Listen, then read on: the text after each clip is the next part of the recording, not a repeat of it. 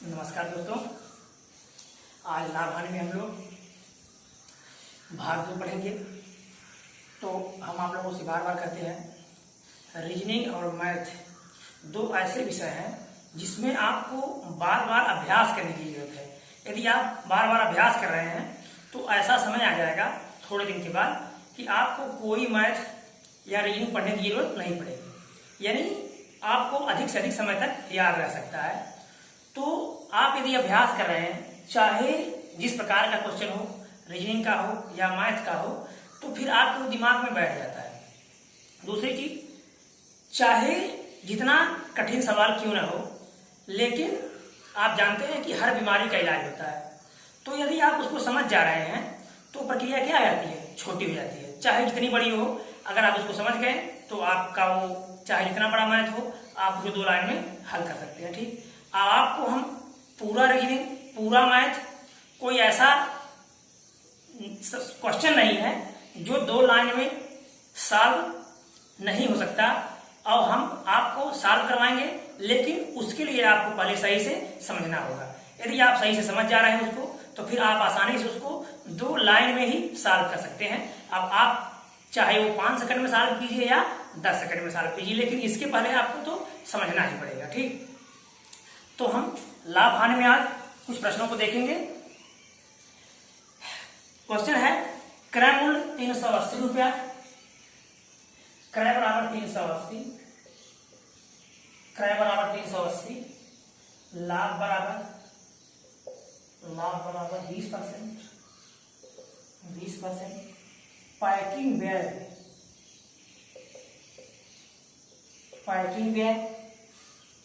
विक्रय मूल्य का जो पैकिंग व्यय है वो विक्रय मूल्य का 5%। याद रखिएगा, पैकिंग मूल्य क्या है, विक्रय मूल्य का 5% है। एक चीज आप जानते हैं, इसके पहले हम बता रहे थे कि जब भी वृद्धि हो या लाभ हो तो हम क्या करते हैं, 100 में प्लस करते हैं। याद रखिएगा, जब भी वृद्धि हो या लाभ हो 100 में प्लस करते हैं, लेकिन वृद्धि न हो वो ऐसे हमको जोड़ना हो, जैसे 100 रुपए में 10 रुपए जोड़ना, 10 हो गया। लेकिन यहाँ जो 5% विक्रय मूल्य का 5%, विक्रय मूल्य मान लीजिए विक्रय मूल्य 100 हो, 100 का 5% निकालेंगे तो 5/100 बराबर 5 रुपया। इस प्रकार से इसको हम लाभ और वृद्धि की तरह हल नहीं करेंगे। थोड़ा आप इसको देखेंगे ध्यान से, आपका क्वेश्चन सॉल्व हो जाएगा। तो क्रय मूल्य 380, लाभ 20% और विक्रय मूल्य, पैकिंग पर जो व्यय किया गया है वो पूरे विक्रय मूल्य का 5% है, क्रय मूल्य का नहीं। याद रखिएगा, किसका है, विक्रय मूल्य का 5% है। अच्छा, एक होता है क्रय, अगर हम क्रय को कह दें x, विक्रय को कह दें y। अभी समझा रहे हैं आपको, ध्यान से थोड़ा समझिएगा। क्रय को कह दें x, विक्रय को कह दें y। तो यदि मान लीजिए क्रय में 10 रुपए हम लाभ जोड़ दिए, 10 रुपए हम छूट जोड़ दिए, 10 रुपए हम टैक्स जोड़ दिए, अब हम कहां पहुंच गए, विक्रय मूल्य के पास। ठीक, अर्थात क्रय मूल्य में हम जो भी रुपया जोड़ेंगे, अंतिम में हम कहां पहुंच जाते हैं, विक्रय मूल्य में। ठीक, मतलब हमको क्या लेना है, उसमें हमको बेच करके लाभ लेना है। चाहे जो हो, क्रय हम खरीद करके लाए हैं, अपना उसमें टैक्स जोड़ेंगे, जो भी टैक्स लगा है या चुंगी लगी है, प्लस अपना लाभ जोड़ेंगे, तो हमको क्या मिलेगा, विक्रय मूल्य जो हम बेचेंगे। तो अगर हम विक्रय मूल्य से घटा दें तो हम कहां पहुंच जाएंगे, क्रय मूल्य के पास पहुंच जाएंगे। यदि क्रय मूल्य में जोड़ेंगे तो हम यहाँ पहुंच गए, यहाँ से निकाल देंगे तो हम यहाँ पहुंच जाएंगे। अब आप यहाँ देखिए, क्रय मूल्य हमको पता है, विक्रय मूल्य हमको पता है, विक्रय मूल्य हमको पता करना है। तो अगर विक्रय मूल्य में से हम इन सारी चीजों को निकाल दें तो हम कहां पहुंच जाएंगे, क्रय मूल्य के पास पहुंच जाएंगे। चलिए तो देखते हैं। अब माना विक्रय बराबर x, विक्रय बराबर x, अब हम क्रय मूल्य के पास जाएंगे तो x गुणे, आप 5% पहले निकाल लीजिए। कैसा 5%, क्योंकि ये जो पैकिंग गया है वो विक्रय मूल्य का 5%। जब विक्रय मूल्य का हम 5% निकालेंगे, याद रखिएगा क्या करेंगे, निकालेंगे, जोड़ेंगे नहीं, निकालेंगे। तो जब निकालने की बात आती है तो सीधा 100 से आप 5 घटा दीजिए, 95। कितना बचेगा, 95। तो हम बोले थे आप 100 रखिए अपने पास, 5 निकालेंगे तो 95 बचेगा। ये समझने के लिए है। तो जो 95 बचेगा, अब आपका विक्रय मूल्य x है 5, जब विक्रय मूल्य का 5 निकाल देंगे, आप कहाँ जा रहे हैं, हम क्रय के पास जा रहे हैं। जब 5 निकाल देंगे दाम इससे बढ़ेगा घटेगा, दाम घट जाएगा। और घटने के लिए ज्यादा का भाग, तो घटने के लिए ज्यादा का भाग 95/100, 95/100। घटने के लिए ज्यादा का भाग 95/100। अब आप देखिए, आप विक्रय मूल्य में ही क्या जुड़ जाएगा, विक्रय मूल्य में ही लाभ जुड़ गया है। कितना परसेंट, 20%। तो 20% आप यहाँ 100 लिखिए, लाभ होगा तो 120 हो जाएगा।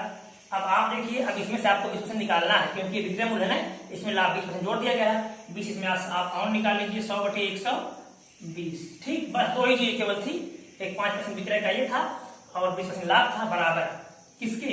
अब हम पहुंच गए क्रय मूल्य के पास 380 के। अब 380 हमारा हो गया। अब x बराबर, इसका गुणा कर दीजिए, इसका भाग कर दीजिए, 100 गुणे 120 गुणे 380 बटे 95 गुणे 100।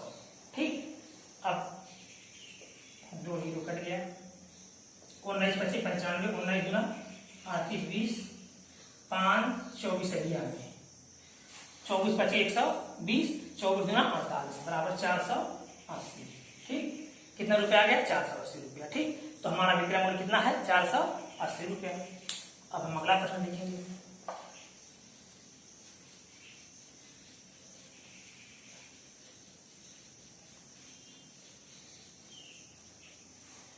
अगला प्रश्न है, 70 रुपए पर 70 पैसे का लाभ होता है। 70 रुपया लाभ बराबर 70 पैसा, तो प्रतिशत लाभ बराबर क्या पूछा गया है, प्रतिशत लाभ बराबर, प्रतिशत लाभ कितना होगा। तो हम आपको बताए थे कि हमेशा लाभ या हानि किस पर होता है, क्रय मूल्य पर। याद रखिएगा, लाभ या हानि किस पे होता है, क्रय मूल्य पर। लेकिन यदि वस्तु दिया है तो विक्रय मूल्य पर। तो यहाँ वस्तु नहीं है, क्या है, यहाँ रुपया है। इसके पहले भाग में आपको बताया गया था कि यदि लाभ या हानि रुपये पर होगा, किस पर होगा, क्रय मूल्य पर होगा। और यदि वस्तु दिया हो, वस्तु की बराबरी किया हो तो विक्रय मूल्य पर होगा। लाभ कितना है, 70% प्रतिशत लाभ बराबर, तो प्रतिशत लाभ बराबर 70 पैसा बटे 70।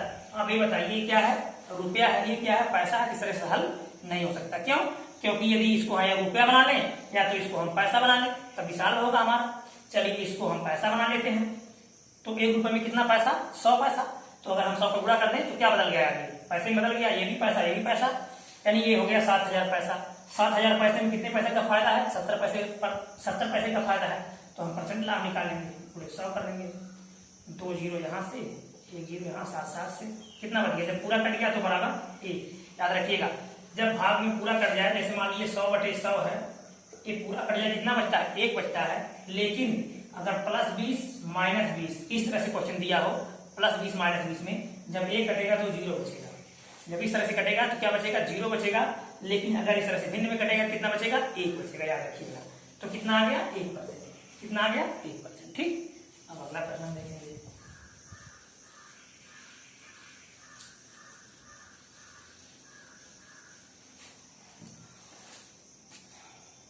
क्रय मूल्य बराबर 7200, क्रय मूल्य बराबर 7200।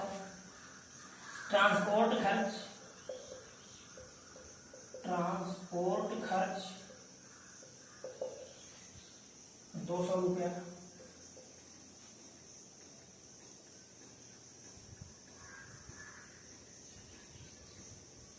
₹600 लगाकर 330 बक्से बनाए गए। 600 रुपए लगाकर कितने बक्से बनाए गए, 330 बक्से। 330 बक्से बनाए गए। प्रत्येक बक्से को 28 रुपए बेचा गया। प्रत्येक बक्से का विक्रय, प्रत्येक का विक्रय बराबर 28 रुपया। ठीक, तो प्रतिशत हानि या लाभ क्या होगा। तो हम क्या करते हैं, हम पहले देखेंगे उसका खर्च कितना होगा। पहले हम उसका खर्च निकालेंगे, फिर उसका हम बिक्री मूल्य निकालेंगे। तो कुल खर्च बराबर पहले 7200 रुपए यहां खर्च कर दिया। 7200 रुपए में खरीदा, प्लस ट्रांसपोर्ट खर्च कितना है, 200 प्लस 600 रुपए लगाकर 330 बक्से, कितने 330 बक्से प्लस 600। अब प्रत्येक बक्से का विक्रय मूल्य कितना है 28 रुपया है। बक्से हमारे पास कितने 330, तो हम पहले उसका कुल क्या निकाल लिए, खर्च निकाल लिए। कितना हो गया 1 2 2 जीरो यहाँ 2 जीरो यहाँ 2 जीरो हो गया 6 2 8 2 10 हासिल 1 1 7 1 8 6 2 8 2 10 हासिल 1 7 1 8। कुल कितना खर्च कर दिया 8000 खर्च कर दिया। अब 8000 खर्च कर दिया। अब विक्रय मूल्य कितना है 28 की दर से बेचेगा, कितना बेचेगा 330 बक्से बेचेगा। तो विक्रय बराबर अर्थात विक्रय मूल्य बराबर उसका कुल विक्रय मूल्य कितना होगा, विक्रय मूल्य बराबर 28 गुणे 330 बराबर, आप एक जीरो उठाकर कैसे रख दीजिए। ठीक, अब आप देखिए डायरेक्ट गुणा हम कैसे करते हैं, इसको थोड़ा समझिएगा आप। ये 28 है ना, किसके करीब है 30 के करीब है, तो आप 30 का पहाड़ा 3 बार पढ़ दीजिए। कितनी बार 30 का पहाड़ा 3 बार, तो 30 तियाएं 90, 30 तियाएं 90। लेकिन कितना है 28 से कितना कम है 2 कम है, तो 2 का पहाड़ा 3 बार, 2 तियां 6 6 घटा दीजिए 84, 28 तियां 84। ठीक, हासिल कितना आ गया 8, फिर 28 तियां 84 और 8 9240 रुपया। कितना आ गया 9240 रुपया आ गया। ये क्या आ गया बिक्री मूल्य, एक आ गया उसका क्रय मूल्य, मतलब ये आ गया उसका कुल खर्च, मतलब उसका कितना खर्च किया, बेच कितने दिया 9240 रुपए में बेच दिया। लाभ बराबर 9240 माइनस 8000 बराबर 1240, यानी 1240 रुपया। कितना लाभ होगा उसका 1240। आप प्रतिशत लाभ पूछ रहा है, प्रतिशत लाभ बराबर 1240 बताया जिसके पहले लाभ बटे क्रय, लाभ बटे 1240 बटे क्रय कितना है 8000 गुणे 100, 1 2 1 2 1 1। अब 8 करने 8 4 44, 8 बचे 40, 8 करने 8 4 44, 8 बचे 40, दशमलव लगा देंगे 8 बचे 40, यानी 15.5%। लाभ कितना हो गया उसका 15.5% लाभ हो गया उसका। ठीक,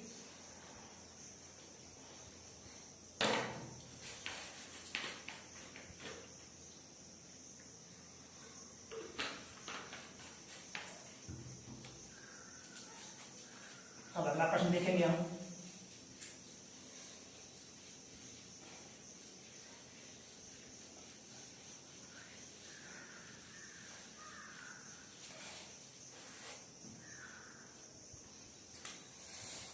₹80 में 100 संतरा खरीदा, रुपया बराबर 80, संतरा बराबर 100, 20 सड़ गए, 25% लाभ लेने के लिए विक्रय क्या होगा। 20 सड़ गए, लाभ कितना चाहिए 25%, 25% लाभ है के लिए विक्रय। अब विक्रय पूछा जा रहा है। ठीक, कितने में खरीदा 80 रुपए खर्च किया, कितना संतरा खरीदा 100 संतरा, कितने सड़ गए 20 सड़ गए, 25% लाभ चाहिए। याद रखिएगा संतरा चाहे आधा सड़ जाए या तिहाई सड़ जाए, यदि वो लाभ लेगा किस पर लेगा, वो जितना रुपया खर्च किया है उस पर लेगा। याद रखिएगा, यानी हम लाभ किस पर लेते हैं हमेशा, जितना रुपया खर्च किए हैं उस पर लेते हैं, नहीं जितना सामान बचा है हम उस पर लाभ लेंगे। जितना रुपए में हम खरीदे हैं यदि हमारा लाभ हो रहा है तो किस पर होगा, कुल हमारे खर्च पर होगा। तो बिक्री मूल्य बराबर कुल बिक्री मूल्य बराबर कुल बिक्री मूल्य बराबर 80। अब आपको लाभ कितना चाहिए 25%, तो आप जानते हैं लाभ लेंगे तो क्या होगा, दाम बढ़ेगा घटेगा, दाम बढ़ जाएगा, बढ़ने के लिए कम का भाग। तो आप 100 रख लीजिए, नहीं समझ में आ रहा है तो, और 25% लाभ होगा तो 125 हो जाएगा।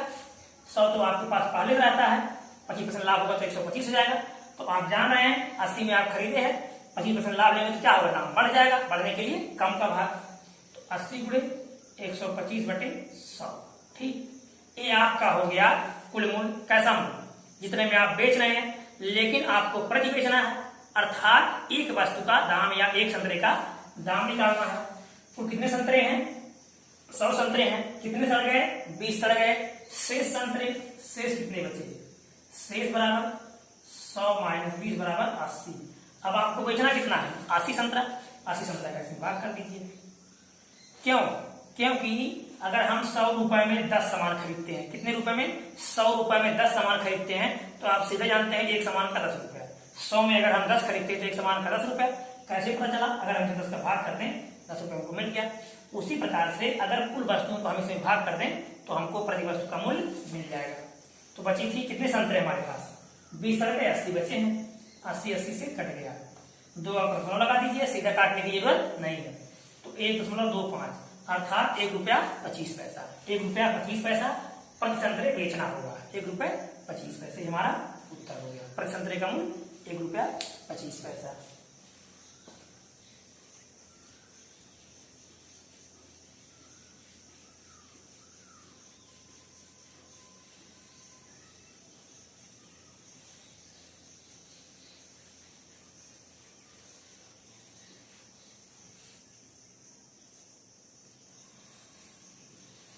अगला सवाल, 80 रुपए की दर से 120 रिम कागज खरीदा। 80 रुपए की दर से 80 रुपया प्रति की दर से 120 कितना खरीदा? 120 खरीदा। 280 ट्रांसपोर्ट खर्च, 280 ट्रांसपोर्ट खर्च, 280 ट्रांसपोर्ट खर्च। 40 पैसा प्रति रिम चुंगी, 40 पैसा प्रति रिम चुंगी, प्रति रिम चुंगी।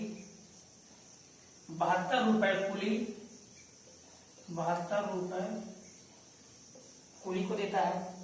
अब 8% लाभ के लिए प्रति रिम विक्रय, 8% लाभ है। लाभ कितना चाहिए? 8% प्रति रिम विक्रय क्या होगा? तो हम क्या करें? पहले उसको खर्च निकाल लें। तो आपको कितना खर्च किया है, उसके बाद हम विक्रय मूल्य निकालेंगे। तो कुल खर्च बराबर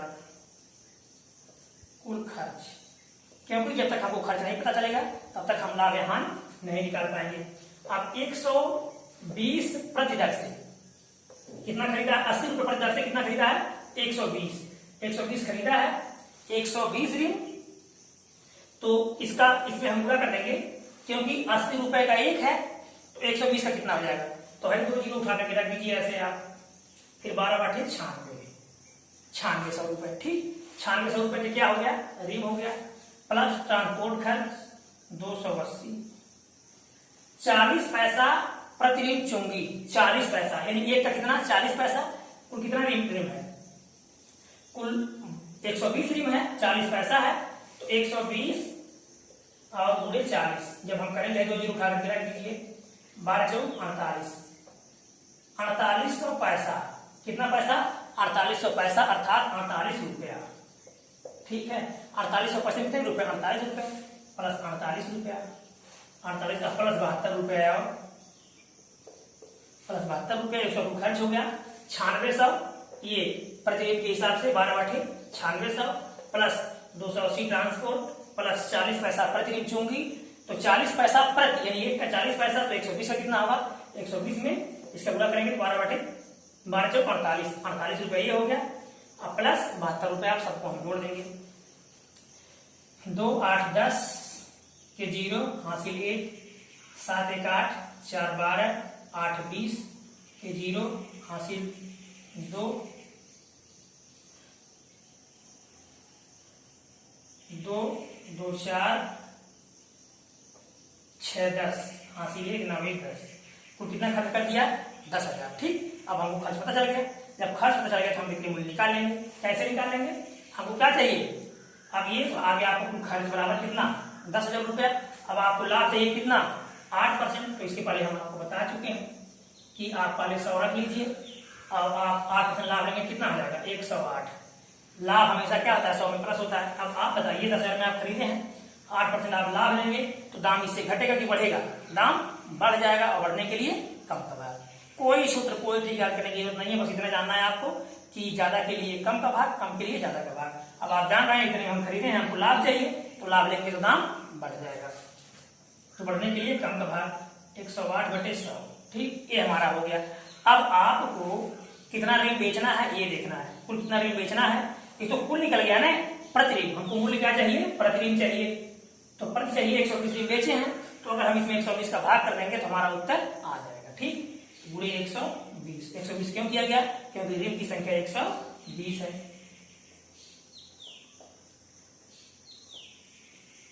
12 नामा 108, एक हीरे हमें चाहे बराबर 90 रुपया, ठीक। एक ऋण का दाम कितना आ गया हमारा 90 रुपया, ठीक, समझ गए, बहुत अच्छा। तो आप हम यही कहना चाहेंगे, बार बार अभ्यास कीजिए, ऐसा हुआ तो क्यों हुआ, लाभ हुआ तो कैसे हुआ, हानि हुआ तो कैसे हुआ, ठीक। जब इसको एक बार दो बार समझेंगे, क्यों का अर्थ निकालेंगे, क्यों हुआ, तो फिर आपको दिक्कत नहीं होगी। अब हम अगला क्वेश्चन देखेंगे।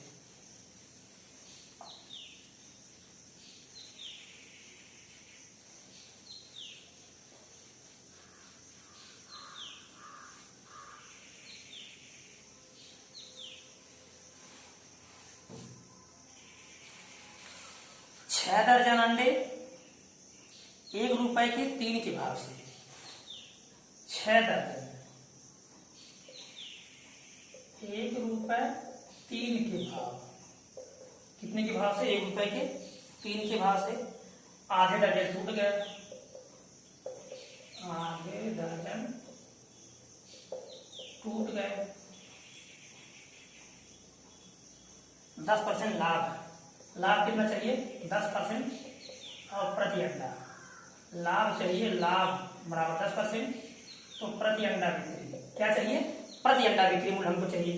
तो हम क्या करें, पहले कुल हम बिक्री मूल्य निकालें कि कुल कितने रुपए में हमको बेचना है। अच्छा, अब आप देखिए 6 दर्जन, 1 दर्जन बराबर 12, तो 6 दर्जन बराबर 72, कुल अंडे बराबर 6 गुणे 12 बराबर 72, कितने अंडे, कुल 72 अंडे। अब 1 रुपए के 3, 1 रुपए के 3, तो 24 तिया 72, अर्थात आप नहीं समझ में आ रहा, इस तरह लिखिए 1 रुपए के 3 यानी 3 बराबर 1 के, तो 72 बराबर 1 गुणे 72/3 बराबर 24 के। तो कितना खर्च कर दिया, 24 रुपया, 24 रुपया खर्च कर दिया। और उसको लाभ कितना चाहिए 10%, यहां लिखिए आप बिक्री मूल्य बराबर,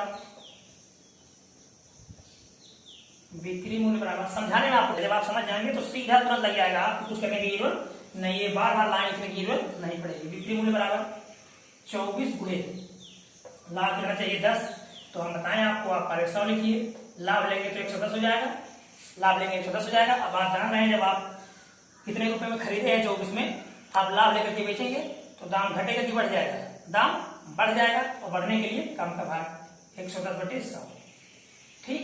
अब ये आपको बिक्री मूल्य हो गया। अब आपको कितने अंडे बेचना है, यहाँ देखिए आधे दर्जन अंडे टूट गए, अर्थात आप कितना खरीदे थे, आप 72 खरीदे हैं, तो 72 शेष अंडे बराबर 72 - 6, क्योंकि आधे दर्जन अर्थात 6 टूट गए हैं, बराबर 66।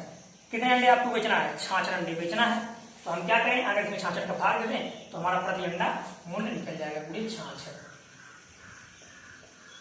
11 छक्का 66, 6 चौक 24, 4/10, 4/10 या एक अंक दोनों हो जाएगा 0.4 रुपया, 0.4 रुपया या 40 पैसा, 0.4 रुपया या 40 पैसा, ठीक, 0.4 रुपया या 40 पैसा। तो एक अंडे का दाम कितना हो गया 0.4 रुपया या 40 पैसा। अब अगला प्रश्न देखेंगे।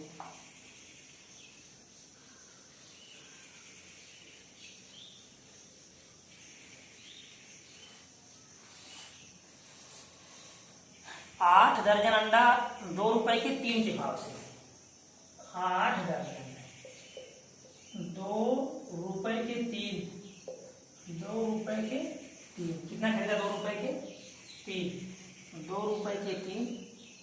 16 टूट गए, 16 टूट गए। प्रति अंडा 30% लाभ। लाभ कितना चाहिए? 30%। यानी प्रति अंडा किस दर से बेचा जाए? 30% का लाभ हो। 16 टूट भी गया है। अब 8 ने खरीदा है, किस हिसाब से? 2 रुपए के 3। तो हम पहले देख रहे हैं कुल कितने अंडे वो खरीदा। कुल अंडे बराबर, कुल अंडे बराबर 12 गुणे 8 बराबर 96।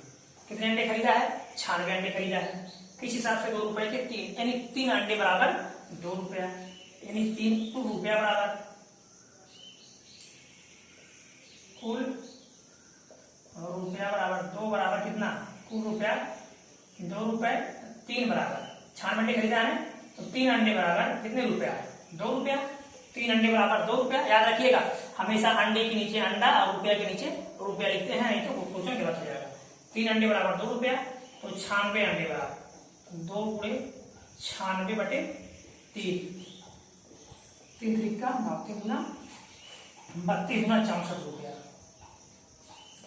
कितना रुपया खर्च कर दिया? कुल 64 रुपया खर्च कर दिया। जब 64 रुपया खर्च कर दिया, उसको लाभ कितना चाहिए? 30%। तो हम बिक्री मूल्य निकालेंगे। बिक्री मूल्य बराबर 64 गुणे, अब आपको यहाँ 30% लाभ चाहिए, इसके पहले हम बता चुके हैं कई बार। आप 100 लिखिए, 30 होगा तो 130 हो जाएगा। अब आप जान रहे हैं 14 में खरीदे हैं, 30% लाभ लेंगे तो दाम बढ़ेगा, घट जाएगा, दाम बढ़ जाएगा, और बढ़ने के लिए कम का भाग 130 बटे 100। अब देखिए आप ठीक काटिए मत इसको अभी। अब आपके पास कुल कितने अंडे थे? 96 अंडे थे। कितने टूट गए? 16 टूट गए हैं। तो शेष अंडे बराबर 96 माइनस 16 बराबर 80। 80 अंडे आपके पास बचे हैं। अब 80 का इसमें अगर हम भाग दे देंगे तो प्रति अंडा मूल्य निकल जाएगा गुणे 80।